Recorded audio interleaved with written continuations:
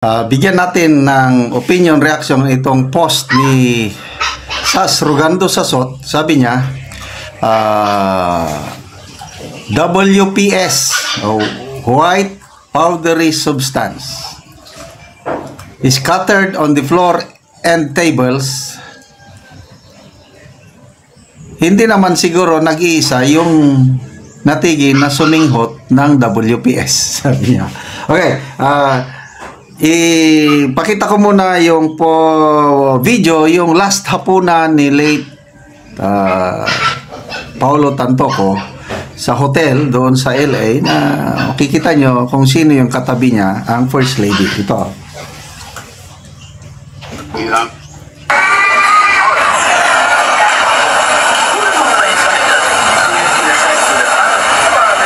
Ayun. Yan, nakatalikod. Katabi niya si First Lady.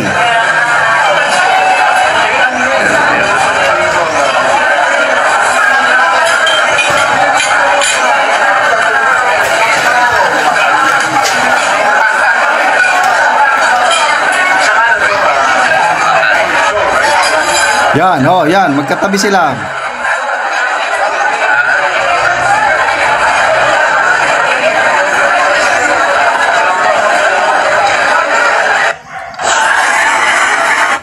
Okay, so post ito ni Jennifer Francas Hinlo. Ang huling hapunan ng biktima na si late Paulo Tantoco, ang katabi ba si Lisa, ay si, basta yan ang ano.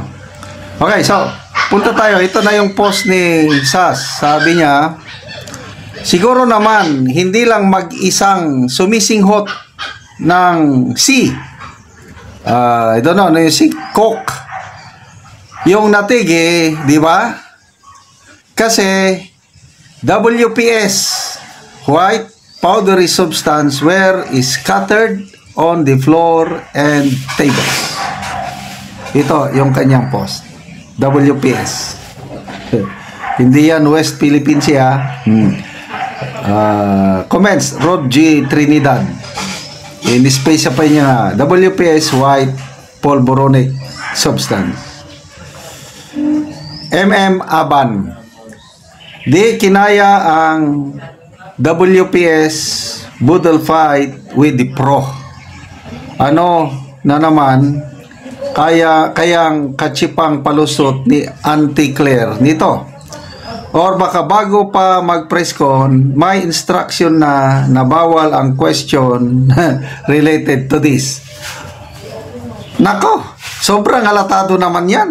Pag bukas, dahil Sunday, presscon, kagaya ng dating ginagawa. Kung walang magtanong na mainstream media, halatado na. Wala na dyan si Eden Santos. I don't know sinong ipinalit.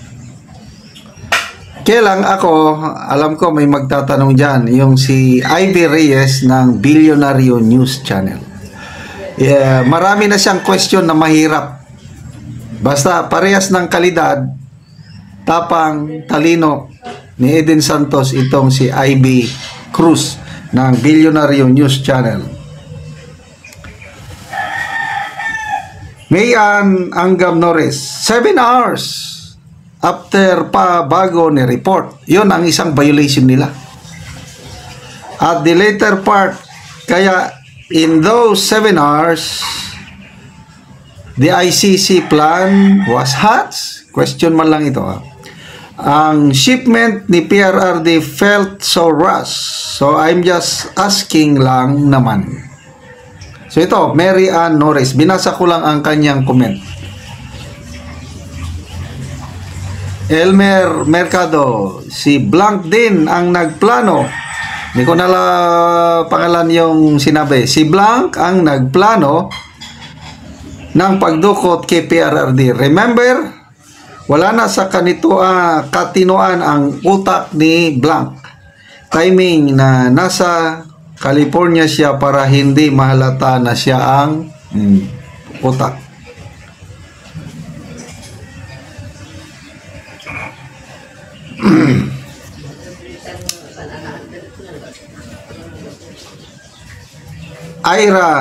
Isa Mercado. Because of this WPS issue, the old man is now skin and bones. Sino yung old man na tinutukoy? Hindi naman niya pinangalanan.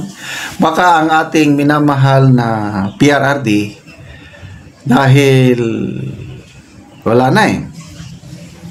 Payat na. I don't know kung sana walang mangyaring masama sa ating minamahal na Tatay Digong. Yung mga nababasa ko rin comments is yung ingay ng mga sabungero o yung missing sabungero, baka yun na yung pantakip nitong issue na ito para hindi mapag-usapan. Kaya lang, ang post ni Rob Rances, sabi niya, dapat daw mag-ingay tayo. Kaya ako, nag-vlog ako, nagtatanong, para napapag-usapan. Kasi, sabi ni Dr. Rob Rances, this is not just a private tragedy, yung buhay, yung nangyari sa Tantoco family.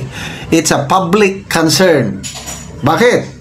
Kasi yung biktima, party siya kasama sa entourage ng First Lady. Ginastusan ng taong bayan yun.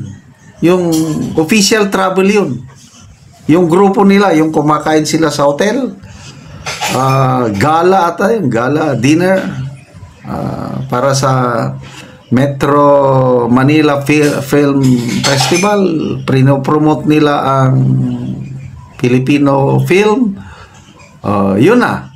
I don't know anong ginawa dahil sabi nga ni Sasasot, nagkalat ang WPS white powdery substance.